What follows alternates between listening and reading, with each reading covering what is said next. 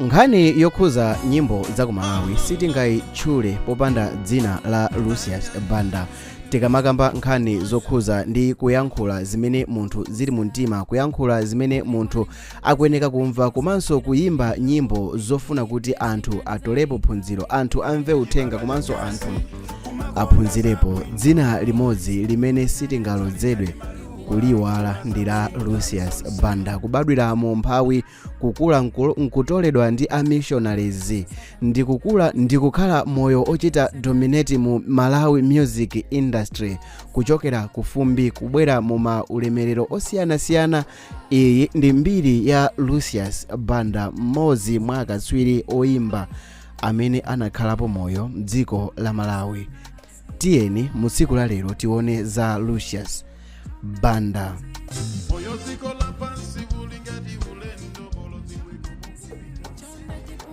Lucius Banda anabadwa pa 17 August mchaka cha 1970 ku chipatala cha St. Luke Private, uku ndi kumalosa mboma la Zomba, koma anakulira kwa Sosola kuti Nsamala kumboma limeneli la Balaka. Mbanja lawo anabadwamo ana 7 ndipo iye anali wa namba 6. Bambo ake a Lucius Banda anakwatira mayi ake a Lucius amene dzina lawo linali Maria Jeremiah pa nthawi imene mayiwo anali ndi zaka zokwana 14 zakubadwa, pamene bambo ake a Lucius Banda nthawi imeneyo nkuti anali msilikali wa zaka za pakati pa 25. Oyamba mbanja la kwawo kwa Lucius Banda anabadwa mchaka cha 1961, pomwe chimafika chaka cha 1970 kumapeto kwa 1972 panali ana okwana 7, ndipo banja la mayi Banda linatha mchaka cha 1974. Lucius anakula mu mphawi ndipo ankasamaliridwa kwambiri ndi azibale ake.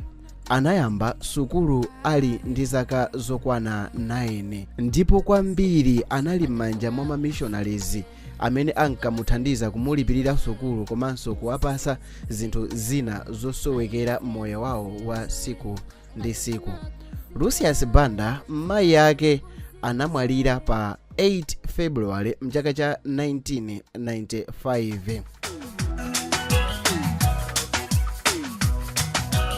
Lucius Banda anayamba kuimba ali wachichepere, ndipo iyeyi anayamba kuonesa chidwi mu nthawi imeneyi anali ndi zaka zokwana 8. Iyeyo ankamuthandizira mchimwene wake Paul kuomba m'manja, pamene Paulyo anali busy kuimba magitara. Analowa Hallelujah Band mzaka za ma 80, ndipo iyeyo anayimapo pa stage koyamba ali ndi zaka zokwana 15, pambuyo popasidwa upangiri ndi Paul Banda. Iyeyo anali oimba keyboard, ndipo nthawi yoyamba kuimba keyboard pa stage ankagwidwa shoko chifukwa chakuti anali ali bear, ndipo sapato yake yoyamba anavala nthawi imeneyi akufuna kuti azikasewera keyboard pa stage. Nyimbo yake yoyamba kupeka anapeka kumeneko ku Hallelujah Band, ndipo unali uthenga wa Easter imene inalembedwa ndi Lucius Banda koma inakonzedwa komanso inkayimbidwa ndi brother wake Paul. Atakhala ku Hallelujah Band anayamba kuona kuti kayimbidwe kake kamene iyeyo akufuna si kamene Hallelujah Band inkalondola. Kumbukirani kuti Hallelujah Band mu nthawi imeneyo inkachita focus kwambiri nkhani zokhuza ndi gospel. Mchaka cha 1993 anatulusa album yake muto wake Son of Poor Man, imene inajambulidwa ku Chandel Music Studios mothandizidwa ndi producer wa ku Argentina dzina lake George Agone, komanso Deborah Fraser ndi nzake Casey. Awa anathandizira kwambiri pa album imeneyi poyika ma backing vocals. Albumu iyi inatchuka kwambiri makamaka ndi nyimbo ija ya mabala mwa dzina. Mchaka cha 1997 Lucius Banda anatulusa albumu yake ya number 4 imene mutu wake unali Take Over. Umu munali nyimbo zambiri zozuzula ulamuliro wa UDF.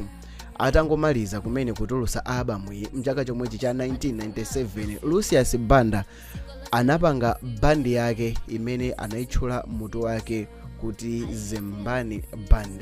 Mongokumbusana, dzina la Zembani ndi la mwana wake oyamba John, amene anamutchula kuti John Zembani chifukwa chakuti mu nthawi imene mayi yake a John anali oyembekezera, inalinso nthawi imene mayi yake a Lucius Banda anamwalira.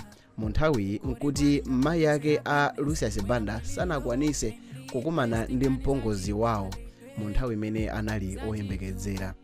Tiyeni tipitirire ndi video. Mu nthawi imene anayamba Zembani Band anadziwika kwambiri ndipo anali munthu okondedwa. Ankatumikira amphawi ndipo nyimbo zake zinkayimirira amphawi, zinkapereka uthenga wachilimbikiso. Adakhalapo moyo oonetsetsa kuti chilungamo chikuperekedwa. Iyeyo anakhalapo Malawi oyamba oyimba nyimbo moonetseratu ndithu kuti akususana ndi Hastings Kamzo Banda. Zembani Band yathandizapo oyimba ambiri kubwera pa mbalambanda, oyimba ngati Mlaka Maliro, Paul Chaphuka, Bile Kaunda, Kosi Chiwalo, Wende Halawa, Emma Nsauko komanso Charles Nsaku ndi oyimba ena ambiri kuphatikizapo amene anakhalapo band leader mu nthawi imeneyo, Lulu ndi ena ambiri. Lucius Banda wakumana ndi zokhoma mu music industry, ndipo iyeyo albamu yake ya 1515 My Song inachitidwa band pa MBC. Mu Juni mchaka cha 2010, Lucius Banda ndi anthu ena anayitanidwapo ku Germany kukayimba. Izi zinasegula makomo. Mu chaka cha 2011 anakhalapo ndi Europe tour. Mu 2015 anatulutsa albamu mutu wake Thank You, wongofuna kuthokoza pa zimene Mulungu anamuchitira. Lucius Banda anakhalapo mtsogoleri wa Sound Music Festival kumene anali mtsogoleri kwa nthawi yayitali ndithu. Anthu ambiri makamaka achinyamata komanso oyimba apeza mwayi waukulu kwambiri chifukwa iyi ndi imodzi mwa mastage akuluakulu amene amalemekezedwa kwambiri ku Malawi, chifukwa stage iyi imawachotsa anthu mantha komanso kuwapasa nzeru. Mbali inayi kumene anthu ambiri amanyadira makamaka popeza kuti stage imeneyi ndi yayikulu ku Malawi, kumapitanso anthu ochuluka. Zimawapasa mphamvu, kuwachotsa mantha komanso kuwapasa nzeru. Mu njira ina zinkathandizanso kwambiri kuti aonedwe ndi ma music directors ena komanso ma event organizers ena kuti akhonza kumayitanidwa m'mashow osiyanasiyana. Koma mbali inayi ma manager ankakhala akudandaula kwambiri kuti Lucius Banda ankapondereza kwambiri makamaka ikafika nkhani yokhuza ndi mashow. Ndalama inkakhala yochepa imene oyimba aku Malawi ankalandira poyerekeza ndi oyimba amene ankayimbanso pa event yomweyo koma akunja. Soja wathandizapo anthu ambirimbiri ndipo wachita feature anthu oyimba ambiri kuphatikizapo achinyamata. Koma bwanji titawunikira ku music industry, titalowa moyo wake wandale. Lucius Banda wayimbapo nyimbo zambiri zozuzula boma ndi maulamuliro osakomera anthu. A MCP akudzidziwa bwino, a UDF izizi ndiye sangazikane, komanso DPP ndiye inaona evitevite. Onse akudziwa bwino maphuzo a Lucius Banda. Kwa nthawi yayitali Lucius Banda wakhala kuyimbapo nyimbo zodandaulira anthu amene amapita ku nyumba ya malamulo kapena kuti ku parliament ndi kusamalabadira anthu amene anawasankha komanso kuwayika m'mipando. Lucius analowa ndale ndi kupita ku nyumba ya malamulo kuti akaone yekha kuti chifukwa chani anthu akapita ku parliament salabadiranso anthu. Mchaka cha 2004 Lucius Banda anayimirira Balaka North ndipo zinamuthekera, anapita ku parliament. Mu nthawi imene Lucius Banda analowa ndale anali pa ubale wabwino kwambiri ndi Bakiri Muluzi. Iyeyo anazipereka ndithu kwathunthu kutumikira chipani chimenechi cha UDF. Ndipo mchaka cha 2003 anayimba nyimbo yochemerera Bingu wa Muthalika komanso yochemerera UDF. Bingu anakhala president wa UDF koma mchaka cha 2005 Bingu anachoka chipani cha UDF ndi kuyambisa chipani chake cha DPP. Anthu omwe ankakonda UDF kuphatikizapo Lucius Banda zinawapweteka kwambiri ndipo anayamba kampeni yofuna kuti Bingu achosedwe pa mpando. Tidakali pa nkhani za ku nyumba ya malamulo, aphungu onse a chipani cha United Democratic Front kupatulapo mtsogoleri wa chipanichi mnyumba ya malamulo a Lucius Banda apita kumbali ya boma mnyumbayi. Banda ati sakuona chifukwa choti asamukire kumbali ya boma. Tsiku lina Lucius Banda anayima mpaliamenti ndipo anapereka ganizo lokuti Bingu achitidwe impeach kapena kuti Bingu achosedwe pa mpando. Atangoyankhula mawu awa, Speaker wa nyumba ya malamulo olemekezeka a Rodwell Munyenyembe mzimu ause mumtendere mu nthawi imeneyo anagwa pansi ndi kumwalira. Izi zinausa zokambakamba. Ambiri amakhulupirira kuti Lucius Banda anayima ndi mkwiyo kwambiri. Izi zinachita trigger heart attack kwa olemekezeka a Rodwell Munyenyembe, ndipo anthu ambiri amakhulupirira kuti Lucius Banda ali ndi okhuzidwa pa imfa ya a Rodwell Munyenyembe. Boma la DPP linatulusa zinsisi zobisika za Lucius Banda, ndipo boma linapeza kuti certificate imene anakalowera ku nyumba ya malamulo ya MSCE inali ya fake. Lucius Banda analankhulapo kuti analemba MSCE ndipo analephera. Inde pamenepo anavomereza, koma analembanso kachiwiri zimene boma silinafune kuunikirapo komanso silinafune kumva kumbali yake. Anamangidwa ndipo anapitisidwa ku Zomba Maximum Prison. Anali munthu yekhayo amene anali ndi anthu ochuluka amene ankabwera kuzamuona, ndipo panali buku lake special limene anthu obwera kuzamuona ankalembedwa. Kwa amene munapita kukachitapo visit ku prison ndikukhulupirira kuti mumvesesa. Anazatulusidwapo mulandu wake utathesedwa, ndipo boma linaonesesa kuti akhalebe special munthu wa, koma boma linaonesesabe kuti iyeyu ali ex-convict kapena kuti munthu amene akuunikiridwa bwino kwambiri chifukwa chokuti ndi olakwira lamulo ndipo nthawi iliyonse akhonza kutengedwanso pakafunikira kutero. Atatuluka ku ndende anayimba nyimbo imene mutu wake amatchula kuti Cell 51 Maximum, imene munali nyimbo ngati Farao imenenso inahita kwambiri.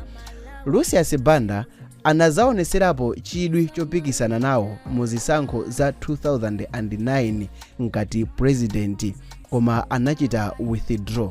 Mwini wakeyo anayankhula kuti amakhulupirira kuti mmene anangolengezesera kuti akufuna aime nawo mu zisankho za 2009 ngati presidential candidate zinapereka moralo kwa anthu ochuluka, ndipo zinachita motivate anthu ambiri kuti akhonzanso kuyima ngati president, ndipo panalibe chifukwa chofunikira kuti apitirire. Mchaka cha 2010 zochitika za Bingu zinamukwana ndipo zinamutopesa. Amalawi ambiri anamutenga Lucius Banda ngati choyankhulira. Eleanor Roosevelt said, if you do not want to be criticized, anayimba nyimbo zambiri zozuzula Bingu. Mnyimbo yake ya Lucius Banda ya Life anamwika Bingu pa ndandanda wa ma dictators ankhaza amene alamulirapo dziko lapansi. Zisankho zapatatu za 2014 Lucius Banda anawinanso ku Balaka North ndi mavoti okwana 16,303 pamene opikisana naye amabwera ndi mavoti okwana 8,147. Lucius anakhala mbali ya UDF kwa nthawi yayitali, ngakhale mu nthawi imene Atupere anali president wa chipanichi. Lucius Banda anakhala mbali ya UDF kwa nthawi yayitali mu nthawi imene Atupere anali president. Koma ngakhale kuti Atupere anali president wa chipani cha UDF, iyeyu analinso nduna mu ulamuliro wa DPP pansi pa president wakale Arthur Peter Wamuthalika. Lucius Banda adakhala akuimba nyimbo zozuzula Atupere, ndipo Atupere sanatekeseke panali chiyembekezero chonse kuti Lucius Banda atenga ulamuliro ku UDF mpaka mu 2018 mmene Atupere anabwerera ku UDF. Nthawi imeneyo DPP itagawanika ndipo anthu ambiri ankalowa ku UTM. Mu nthawi imene Atupere anapita ku UDF ndi kukatenganso udindo, Lucius Banda anachoka ku UDF ndi kukalowa UTM, kumene ku UTM anali wamkulu oona zokopa anthu. Mgwirizano wa UTM MCP komanso ndi zipani zina utalowa mboma under Tonse government. Lucius Banda anasankhidwa kukhala presidential advisory ku nkhani ya achinyamata komanso oyimba. Lucius Banda anakwatira bwenzi lake lakumwana dzina lake Songanani, ndipo iwowa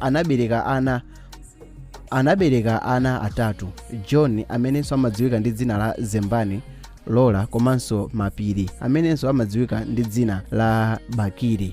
Ubwino wake uli apo, zoyipa sizilephera. Ngati mu nthawi imene ankapereka mashow kwa achinyamata ndi kumawapasa mtengo wa take it or leave it. Nthawi zambiri sizinkadziwika kuti akulimbana ndi Bingu chifukwa cha personal interest kapena mwina mwake chifukwa chakuti Bingu wachoka ku chipani chimene anasankhidwa as president, chipani cha UDF, komanso kuphatikiza apopo kalata yake imene waimba kumaliza nyimbo ya kalata yake. Sizimadziwika bwinobwino kuti Lucius Banda ndi chifukwa chani anasankha kukhala chete, ndi chifukwa chani Lucius Banda sanavomereze kuti Tonse Alliance yalephera, koma nyimbo yake ija inabwera controversial achimwene kukenene kuchatafika, koma anthu amene angakhalako aunonga. Zinthu zimene zinali zosiyana ndi manifesto ya Tonse Alliance imene inkalowera mboma. Lucius Banda anthu ambiri ankakhala kumudzudzula kuti nthawi zambiri mashows sankachita treat fairly anthu, komanso ngakhale kuti anthu ambiri ankayankhula kuti ankangowagwiritsa ntchito ma band members ake. Tonse tinaona ndi mmene anthu ambiri anayankhulira mu nthawi imene Nepman anasiyidwa ku show yake ya ku South Bend. Komanso kuphatikizapo anthu ambiri anakhala akumudzudzula Lucius Banda pa imfa ya Wally Chris chifukwa chakuti anthu ambiri ankadandaula kuti Lucius Banda bwanji yekha amene wayenda pa ndege kumusiya mwana ayende pa basi, forgetting kuti ndi Lucius Banda yekha amene anayenda pa ndege, koma anthunso ngati Sam Smaki komanso Nepman anayenda pa basi, onne kuti anayenda masiku osiyana ndi Wally Chris. Lucius Banda imweyi anayambanaponso ndi Bile Kaunda pa nkhani yake yakuti anadya ndalama za Bile Kaunda zimene kufikira ndithu Bile Kaunda anachoka ku Zembani koma ndalama imeneyi sanapasidwe. Pali zinthu zambiri zimene mukhonza kuziyankhula zokhuza ndi Lucius Banda zabwino, komanso zinthu zina zimene zikhonza kukhala negative. Zingotengera kuti inuyo mukufuna mwamva nkhani yokhuza ndi Lucius Banda. Bwanji mutamva nkhani ya Skefa Chimoto, munthu amene ankayenda ndi zovala mmodzi ndi kumasinthanisa ndi chimanga kuti akadye, munthu amene anaboledza ku nkhani yokhuza ndi music. Taonerani video imene ili pa screen kuti mukamve za Skefa Chimoto.